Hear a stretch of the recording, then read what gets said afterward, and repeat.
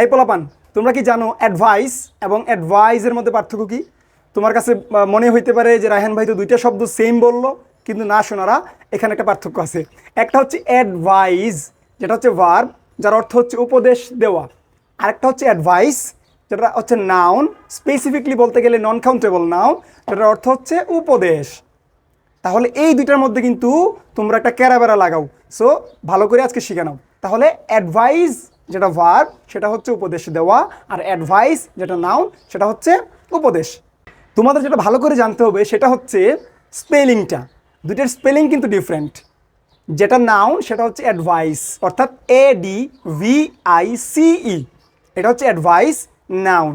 আর advice যখন verb তখন হচ্ছে ADVISE। এটা কিন্তু দুইটার পার্থক্য। সে ফর এক্সাম্পল, আমি তোমাকে বললাম যে Sakhina gave me some advice.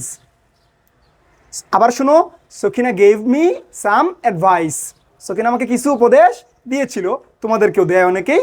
তো এটা হচ্ছে অ্যাডভাইস। এখানে আমরা সিই ইউজ করব, অর্থাৎ নাউন হিসেবে তাকে ব্যবহার করব।